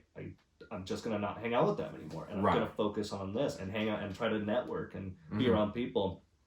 But when you're married, you don't want to leave your wife. I didn't want to leave, you know what I mean? It's like, that was never a thought in my mind. So I'd read this stuff and I'm like, all right, well, how do I get my wife on board with this? How can I get her? And she started to realize, because I'm like, all right, we need to go through our stuff. I'm going through all of our financial. I'm going through everything, because like, how do we cut down expenses? Because once it's such a freeing thing when you don't have any debt, when you don't have payments on stuff. It's like, and with a new car, I had a new car once, and it was fucking ridiculous. It was like over $400, $450 a month. And I'm like, but it was great. It was cool for a minute, and then I'm like, dude, what the hell am I doing? Yeah, like the car was cool for like a year. Yeah. And then I was like, it does feel good to have nice stuff. I will say that. You know what I mean? It's like, it's cool to have nice stuff. It is a good feeling. You know what I mean? It's like, would you rather have a new car or a piece of shit car that breaks down all the time? Right. When you put it like that, it's like, I'll take the new one. Obviously. But it depends on what your goals are. You know what I mean? It's like, and some people, there are times when, like, something as small as like washing my truck. You know what I mean? It's like, I seem to just have a better day, and I'm just I feel better just about myself. I feel just good when I know that my truck is clean, so it's like, but that doesn't cost money. I could do it myself, right. So it's like, sometimes little things do have a real effect on, like, this makes me happy, which will in turn make me have a good day. I'll hustle at work more, or I'll come home and I'll work on my other job, you know what I mean? So it's like, there are certain things that do help, but it's, monthly payments just are not the smart way to go if you really want to grow. Right. Like, if I could eliminate that, like, oh man. Yeah. It'd be such a huge... How much longer do you have to pay on it? Oh, dude, like 4.5 years. Oh, yeah. So it's a little while. It's a little while, yeah. But the other thing is, like, you could pay it off early.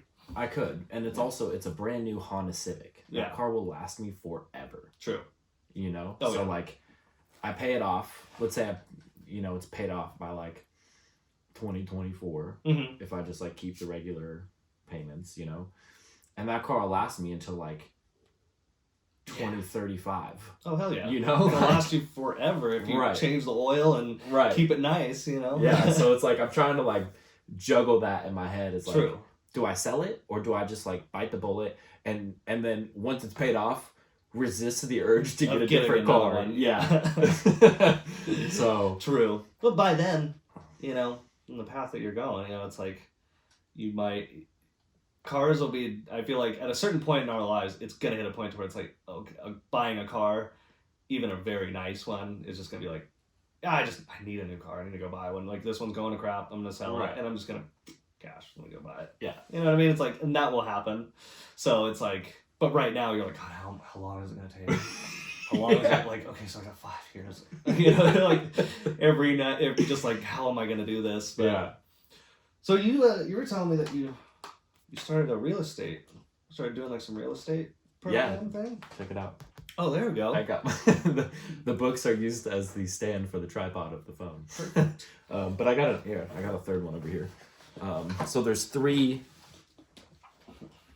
books that came with this course. So there's Real Estate Principles, Real Estate Practice, and Real Estate Law. Wow.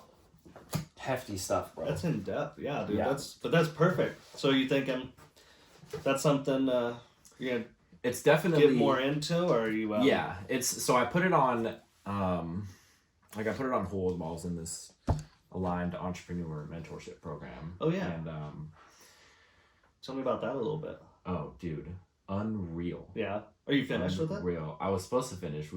Jeremy and I had a call on Thursday, and it was supposed to be our last call, and then we decided to like extend it. Okay. So we're on like a monthly recurring plan right now. So like at least one more month. Cool. And because I went into it like zero idea of anything. Mm-hmm. Like I was like, it'd be cool to have some income where I don't have to go to work. Like, how can I make money off the podcast? Yeah. You know? How do you start your own business? Yeah. And then it turned into like something completely different. Like that program was unreal. Mm-hmm.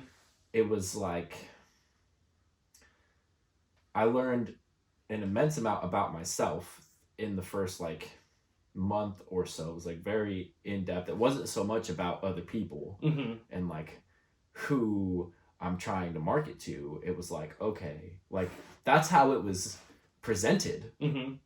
but it was really about me. Oh yeah. And so I was like, ooh, okay, this the is aligned like entrepreneur. Yeah, and I kept thinking, I was like, I remember like I would hit him up, be like, I'm gonna send you this. Like, I don't know if I'm, because there's like some worksheets and assignments to do, and I'm like, I don't know if I'm doing this right, to be real. Like I feel like I'm doing this wrong, and then I'd send it to him, and he'd be like, bro, this is ridiculously good. Like, where, like, you think you're doing it wrong, and yet you're like exceeding the expectations. And I was like, yeah. So yeah, man, it you know, it came together, and I ended up developing an entire 10-week program. All like I pretty much did the whole thing by myself, you know, with like some input and guidance from Jeremy, but I developed this entire program by myself. And now I'm at, like, I just launched it a couple weeks ago. I don't know if it's been a full 2 weeks since I launched it, but like within the last week and a half, I announced it. It's ready to go. As of right now, I have 2 paid clients. I have a call later today with a third that wants to sign up for the program. Wow. And yeah, man. Congrats, dude. That's so awesome. I know. I'm so like, awesome. Like, this is real. You're doing it. You know? And like up on the board at the beginning of the program, Jeremy was like, how much do you need to cover your expenses? And I was like, $3,000 a month. Like, right now I don't need quite that much, because like the rent I pay here is like very minimal. Mm-hmm. I pay like $400 a month. Yeah. Here, which is like super cheap. Oh yeah. You know, it's like my mom's house, and I have my room, and I have this whole area. So it's like, that's a good deal. But I like, would say if I have an apartment, it's more. Right. Yeah. And so like that's, I can't remember last time. Well, $400 a month. It's like, God, I wish. I know. Well, like prior to this, I was living with my girlfriend, and then we broke up for a short period of time, and she moved back to Arizona. Mm-hmm. And so I had an apartment literally like on the corner of Navajo and Cows Mountain behind the church. Oh, yeah. Like condos up there. Yeah, yeah. And it was $1,600 a month for a 1-bedroom. Oh my God. And I was like, oh, but I was like, I made enough to live there, but I wouldn't be able to save anything. Right. Because I was like managing and bartending at the Pioneer, and I was like, and I had like a little bit of money saved. Yeah. And I was like, you know, I don't know, 16 a month. I wanted to like stay there to prove to myself that I could do it, you know? Yeah. And then I was like, this is stupid. Mom, kind of unnecessary. Can I move back yeah, in? it's a little, it's know? like, obviously, you know you could do it, yeah. but it was like, okay, but what am I going to get out right. of this, and know? Well, and like also, I had never lived by myself. Mm-hmm. And that was... Always had roommates and stuff. Always roommates, and like living with Kayla, that was the first time I'd ever moved in with a significant other. How'd you like that? It was awesome. She's the best roommate I've ever had. Yeah. So, and like I've had a lot of roommates, so like I know. I've been able to like filter through, and like I know what, you know, and like she's a lot cleaner than I am. Like I'm pretty clean. Yeah. But she's very clean. That's which so is nice. Good. Yes. You know, because then it makes me it's more so clean. Different than roommates, because I swear to God, when you live with roommates, it's like I honestly don't know many like dudes or like roommates that I ever lived with, or people that are just fucking that are clean at all. You know, it's like you're like, what the hell? Like, why is this so hard? And why do the houses just seem to always be trashed? I mean, as we've gotten older, people are getting a little bit more better with that. But that was definitely my favorite thing of moving in with Jenny. It was like, oh my God, this is awesome. Yeah. It still feels like your own. You're with your significant other. You know what I mean? It's like, it's not your roommate. It's not yours and then my stuff. It's like, it's our stuff. Yeah. You know? So that was like a weird shift for me. Yeah.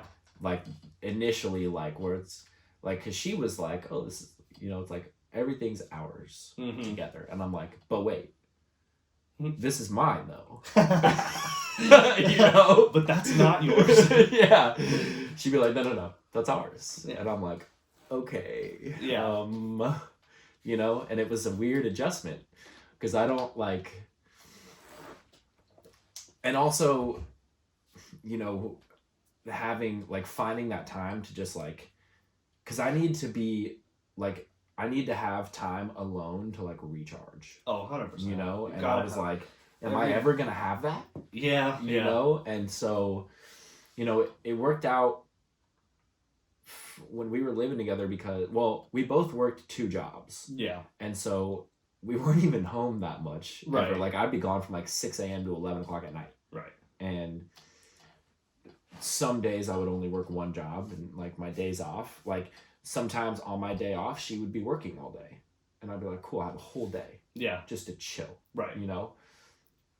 But because you need time by yourself that like isn't working either. You know what I mean? It's like, right. Yes, that doesn't count. You spend all day apart. It's like, oh, we spent all day apart, you know, we're at work. It's like, I know, but it's like you have to have at least just a little time to where it's like dead silent and right. you know, just by yourself, you know, yeah. just to like unwind. let me just like lay down and read for like a half hour, exactly. an hour, Yeah. like, and everyone needs that. You know right. what I mean? You have to find some time in your day to just be alone and relax and recharge and get to neutral and meditate, or you know, it's like it's so important because if you're constantly around anybody all the time, no matter how in love you are, no matter what, it's like people, you know, it's like living with roommates. It's like you learn stuff about people, or it's like eventually people just bug, you know? It's like, it's like living with your parents, you know, back, it's like, God, if you're around them too much, eventually you're just like, dude, everything you say is bugging me. Yeah. You know, it's like, so you gotta be, and especially with relationships, you gotta have some time apart, you know, just to at least miss each other a little bit, right? You know. And so like right now, like we're going through that heavy right now because she lives in Arizona. Yeah. And that's distance. It's like right now she's in Flagstaff, so it's like 8 hours away. But I've been there a couple times. Next month she's moving in with a friend in Phoenix. Okay. And so that's like we're gonna be living somewhere in the Phoenix area. Okay. And she just got accepted to ASU. She went to NAU in Flagstaff, but didn't finish. And so she just got accepted. We don't know how many of her credits are transferring because it's been a while. Like, yeah, she's 29, so it's been some years since she stopped going to school. But yeah, some credits will transfer. Yeah, you know, and she just needs to finish like a couple of years or something. Yeah. And well, she's switching majors now. Oh, and so. But even still, some of those credits will apply to a new, you know, so she's probably like 3 years of school. And the program is all online. Oh. And it's going to be... You said you're going out there in a year? Like beginning of next year. Okay. So like 6 months. Yeah. So like sometime in... I don't know...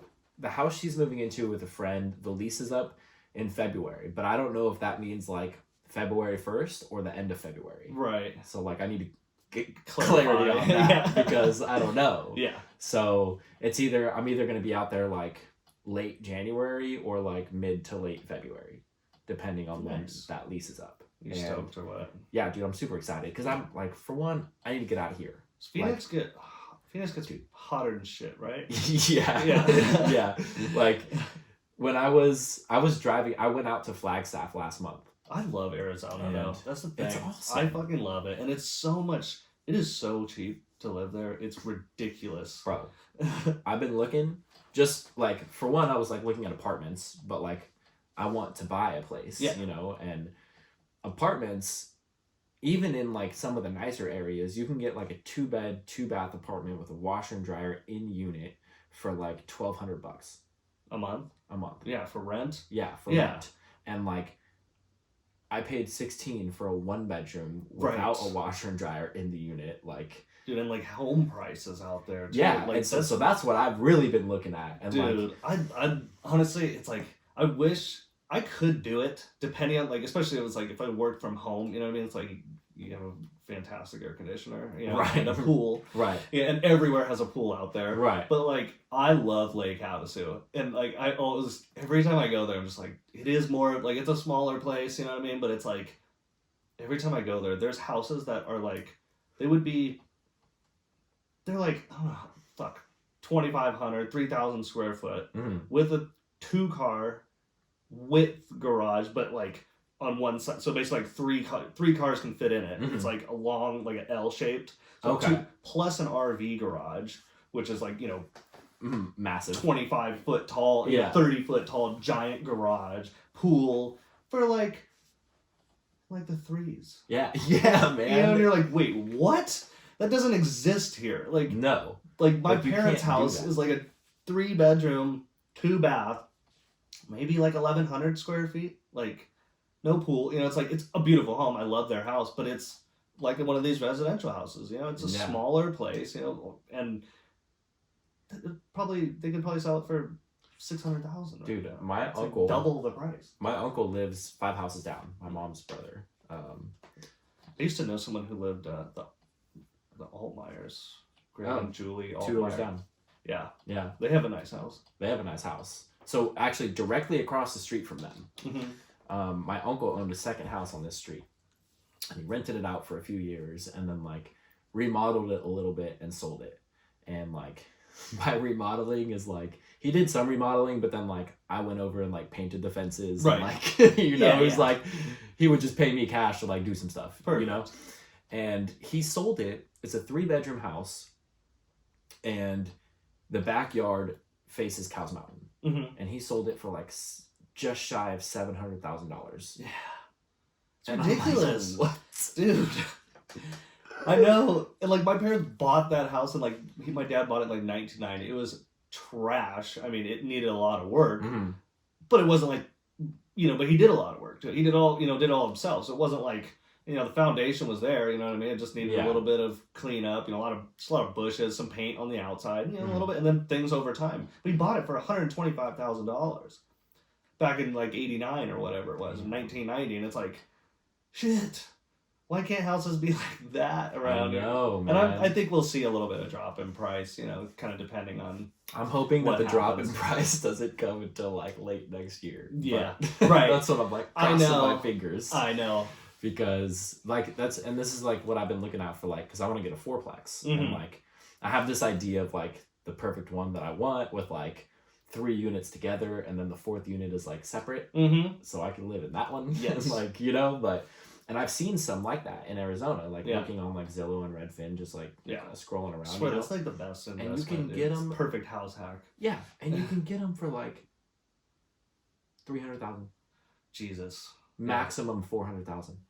And like, mine is for sale, right? You've been at my house, and I was telling you, it's like, that's a 4-plex. I mean, the houses are fine. Like, ours is definitely the nicest unit, but I've been in all of them. Yeah. The other, we lived in the other actual duplex before. It's tiny little place, not updated at all.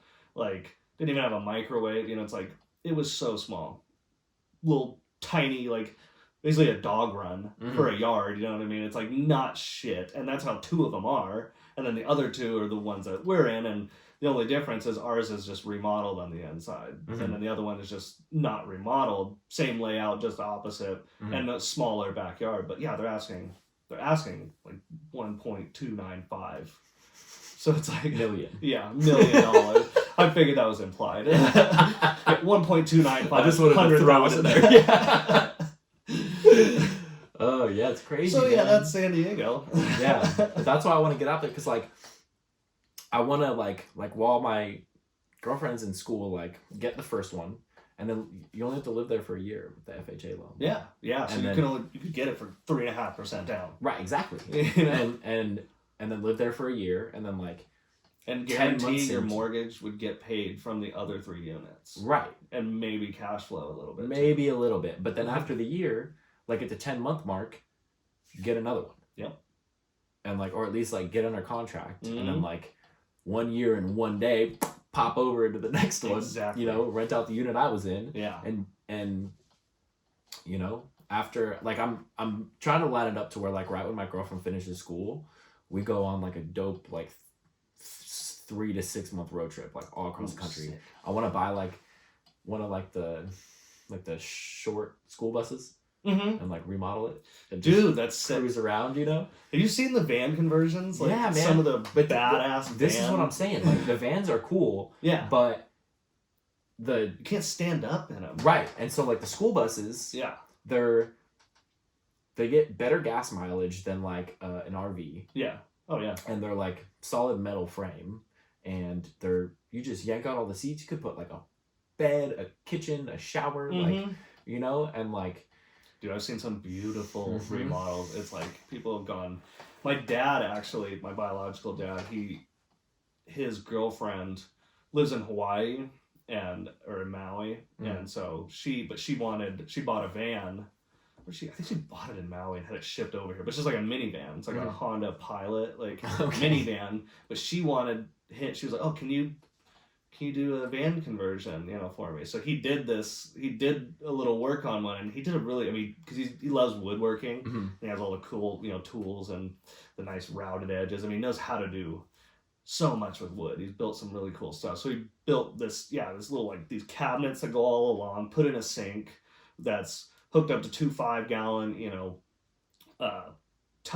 tanks with pumps on it, solar, water up top, like in like a little like coffin box Okay. that has a hose that runs down into that. So it's like gravity pulled down. It's heated by the sun. It has a solar panel on top which charges the battery. It's like all this cool ass shit. And I'm like, so I started looking into some, and some people go ham on it, and they're beautiful, but I agree. The only ones that like the cool vans that you can stand up are like those Sprinter vans. Yeah. That's a lot of fucking money. Right, For that's a the thing. Mercedes Sprinter van. Yeah, so I'd rather just get in like a school bus. And I don't remember the exact numbers, but like they only are allowed to use school buses for a certain amount of time. Mhm. I think like a maximum of 10 years. Right. And then they can't use them anymore. That's cool. And so there's just school buses chilling. There's gotta be. You know? Yeah. And like buy one for cheap and then maybe put like 15 grand in to remodel it. Yeah. And You could do a lot with 15 grand. yeah, too. I'm saying. Like that's on the upper end. Like you could probably do it for 5. Yeah, you know? Yeah, Like, you would have a beautiful fucking. Yeah. You could buy an RV for 15 grand. A Yeah. decent one. yeah. That's something that. It's like right now I'm. Obviously I'm putting most of my money into investing, and but then I always have savings. And it's like I'm so torn because like we love going to the desert. Mhm. We have a Jeep that. I just recently sold my dirt bike a little while ago, right before Carson, because I was like, all right, I just want anything that I have sitting around that I don't need. I have no idea how much this kit is going to cost. You know what I mean? Right. It's like and everyone always, you hear how scary, like horror stories, like you have no idea how much it costs. Take care of a kid, and I'm like, oh god, so it's like, all right, well, what can I get rid of? So I sold my dirt bike, but I'll get another one when he gets a little bigger, so I can, and I'll get him one. Yeah. Because I want him to get into that too, but we want to get a motorhome. I want a motorhome so bad. My parents have one. We go out to the desert, with the group camping. Mhm. Everyone has a motorhome, and it's like you could tow the Jeep right behind it, and it's like same thing. I want to do just like a fat road trip. Yeah, that sounds so epic. And like, so what I want to do is like do the road trip, and like, and this is the cool thing about like this program that I've built through this mentorship program is it's complete location freedom. Yeah. So I can just do You it. can do it anywhere. Wherever. Yeah. And so you can like meet new people in and every like, state. I want to do get line up podcasts in each state. Yeah. And I don't know if I'm going to go to every single state, probably not, but like while I'm on this road trip, figure out where's the next place I want to live. Yeah. You just kind of want to find out another spot. Yeah, just explore. After Arizona. Yeah, and like, 'cause, dude, there's no way I'm living in Phoenix forever. There's no way. You may love it. Who knows? You may doubt fall it. in love with it. Like, I think it's gonna be a cool stepping stone to like see what's more. And like, I think Arizona's so cool. I love. It's awesome. They really are. It's really nice. I like the people out there. It's cheaper to live. It's just like, it's a cool spot for sure. Like I think like Flagstaff is way cooler than Phoenix. Like up in the mountains. Oh yeah, you know, you can get snow. You know, you get all 4 seasons out there. That and like Prescott, and it's like my grandma lived there. It's a while now, but I was probably in like elementary school. But she lived there for a while, and we got to visit. And I love that town. And I have a buddy who actually lives out there. He used to live here, but he absolutely loves it. It's so beautiful. Yeah, it's a cool spot. Like the state overall is awesome. I just don't know if I could deal with the heat. In Phoenix, but for what 9? You know, how many months? Well, so how long does it? My girlfriend grew up there. Oh, did you? Yeah, and she's like, it's only ridiculously hot for like 3 months. Yeah. And then the rest of the time it's like 80s. Reggae. Yeah, like hot San Diego weather. You know, so like that's true. I could deal. You could, honestly, and who knows? It may just not even bother you after a while. You may fucking love it out there. Yeah. I mean, I'm just like, I know I'm gonna have a good time. Like it's gonna be awesome to like get out of my comfort zone. Yeah. And be in a different state, but also be close enough to where like I can come back on a weekend if I want to. Absolutely. You Was know? it like 5 hours to get there? Yeah. Depending on like what part of like if you're on the like Scottsdale side, like the west side of Phoenix, that's like a nice area. It might be like 5.5 hours. Yeah. I've looked into homes in Scottsdale. Oh my god, dude. They have like some of the nicest houses I've ever seen out there. Dude, I saw an Airbnb in Scottsdale. My girlfriend sent it to me, just like we were like looking for fun. Yeah. And this thing was like $1,500 a night. Yeah. And it was the nicest house. I was like, bro. Yeah. But like some of the houses out there, that's like the La Jolla of Arizona. Right. You know? So Robert like, Kiyosaki actually lives out there. Does he? Yeah. Baller. Yeah. That's how you know Arizona's a good place for real estate. Exactly. Exactly. So where else do you think would you want to go? Do you like any other states? I definitely would like to live in New York for like a short period of time. Like just the city? Yeah. For like a year. Just to kind of experience it. Yeah, just to experience it. You know, like I don't like it's too much for me like long term, but like for a year, like go out there and like I feel that. I want to have like vacation homes all over and like of course Airbnb them out, you know, and like it's a good strategy. Definitely see how Airbnb survives this. Yeah, but another one will something will pop up. Something right? will pop like, up. It's a good it's such a good model. Right. It's like just give it time for people to recover, and they're gonna want to do it again. Yeah. Well, like I got an Airbnb out here last week. My girlfriend was here. We got it for a week for like $500. Oh my god. Yeah, that's so great because it's like super discounted, you know, because everyone's renting them out. But dude. Yeah, I think New York would be cool. I don't know. Like I'm like fully keeping an open mind. Yeah. Like I've wanted like the New York thing has been like the last like 10 years. I'm like, oh, that'd be cool to live out there for a year. You know, so it's like something I want to do. But other than that, I'm like totally open. Yeah. Like I don't want to be like go into it of like I want to live in this place because then if I go anywhere else, I'm be like comparing. Of course. You know, and be like it's not as good as where I want to go. So I'm like full open mind, like I just want to go and wherever the best vibe is, wherever I feel like I fit in most, is like where I want to go. But I also have to like make sure my girlfriend's on board and like, but we have like, we're like eerily similar. So like I feel like wherever we're gonna pick a similar spot. So absolutely. It's we went. Jenny wants to. You know, she'd been talking. I don't know, a couple of years ago. Before Carson. It's like, and obviously now, it's harder. Because everyone we know is here, so I mean, and our families love him, so it's like all of our friends are here. Everyone we want him to be raised around is here, so it's like that kind of got put on hold. But before that, she got this in her head, just like randomly. She was like, "I want to go to Idaho. I want to go check out Idaho." And I was like, "Idaho? I never like okay, okay, let's check it out." You know, because she showed me pics because she found this place that it's called Coeur d'Alene, Idaho, and it's up in like I guess it's like the Panhandle. It's kind of like northern. Okay. So it's like, let's see, can't remember. So we ended up flew up there and stayed there for I don't know, it was like 5 days or something. It was so Okay. cool. And it's like this big, Coeur d'Alene has like a big lake, and it's this small, you know, like little town, and you know, this giant lake. I mean, and they say in like Idaho, like within like 75 miles, like 75 square miles, there's like 50 bodies of water. Like there's just so many lakes That's up there, awesome. and it's probably like 2 hours from the border of Canada, Okay. so it's pretty northern. But yeah, it was beautiful. It's just, you know, like we stayed in this house that honestly reminded me of like Coronado. It was like right there, like by the water, and there's this little like community, and there was like this. The house was so sick. It was ridiculously how sick this house was, but it wasn't even that much. You know, it was like because it's such a small little town, and we were walking around the town just the whole time. And then they got mansions that are like all around the lake that are fucking, you know, mansions. Yeah, huge. Because a lot of people. There's a lot of.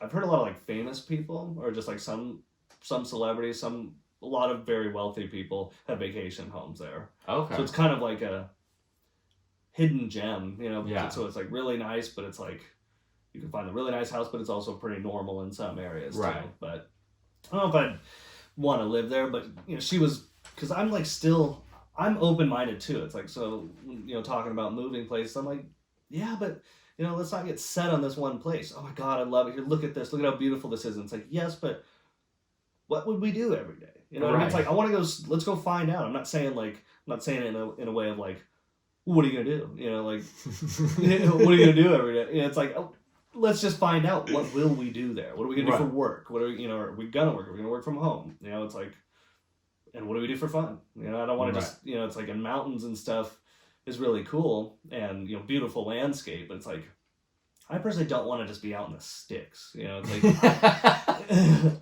I want to have population. You know, it's like, could I do with less than like here? Absolutely. You know what I mean? It's like places that are like, you know, even here like Alpine, like Blossom Valley. It's like we're not right on top of each other. There's a little bit bigger landscape. You have some property. It's quieter. You know, it's like, that's what I'm more interested in. But you can also drive 20 minutes and the whole city's here. There's all fun. You know, it's like I want to be in a place that's kind of like that. You know, it's like you can get some property. It's quieter, but it's still like close enough. You can do anything you want to. You know what I mean? It's like anything you need. I don't want to have to drive an hour to go to some little market. You know what I mean? For all my groceries. Right. Like if you're like living up in like Mount Laguna or something, and you go like, you know, Julian. You know? It's like 45 minutes to the nearest gas station. You know, like it's like I just couldn't do that now. You know what I mean? It's like no. Yeah. I need to see people. Yeah. I need people. You know, I can't just sit out in the sticks. But yeah, I totally hear you. Gotta keep an open mind, and there's just so many other cool places around the country. That's what I'm saying. Like, I just want to... The New York thing, I was just talking to Jenny about this the other night. She's like, would you ever live in New York? I'm like, well, now, no. Like, you know, obviously.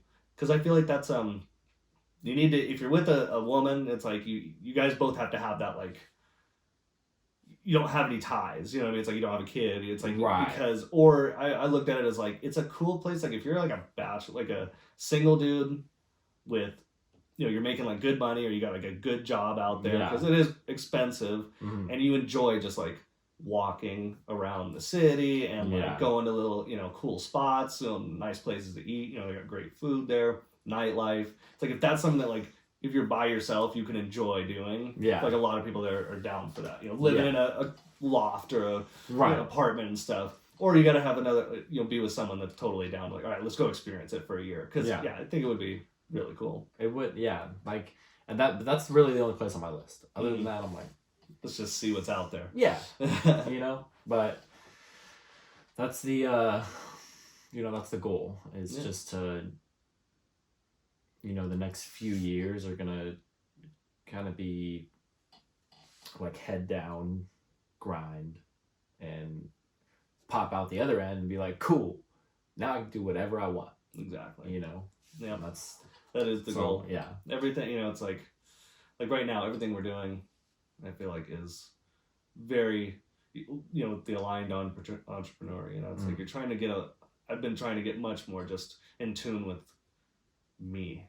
You know, and just trying to figure out, okay, what is, you know, fix yourself. You know what I mean? It's like we all have little things that could be improved. You know, and it's like it really, you notice when you do the inner work and you Right. focus on yourself and you take care of your body and you do all this, it's like everything else flows to you. The energy, you know what I mean? It's like, it really is, the spiritual aspect of it really is so, you see it when you start diving in, you know, and it's like, and then once you see that, like, wow, like the possibilities are endless. There's an abundance amount of opportunities all around. What do I want to do? And then you get to make the life that you want. And that's what that's the goal, you know, it's just make life what you want it to be. Don't be tied to anything, you know, it's like, don't have anyone in control of your own life, because no one is in control of your own life, you know? Yeah, I think that's a good spot to end it, bro. Let's that do was it. like a solid, that was like bringing everything full circle. Like, yeah, I think it was good. I was in the zone, bro. I was like, hell yeah, man. Well, I've had a really awesome time on here, and I appreciate you man. having me this on, is like, dude. I mean, this was like very similar to like just hanging out at your place a couple weeks ago and like chatting. That's why I was like, dude, this is gonna be epic. We dove into some stuff and we just chatted and Yeah. talked. You know, it's like it's nice when it just flows. Right. Yeah. Yeah. Hell yeah, dude. Cool. Well, congratulations on everything you're doing. Thank you. And I know we're gonna be seeing each other a lot more, you know, lately, and we're gonna grow, dude. Yeah. I'm excited for all the new things that are about to happen. Same. So. I'm like, I can feel it building. You know, I'm like, let's go. Let's do it. All right, my friends. Signing out. Until next time. Later, everyone.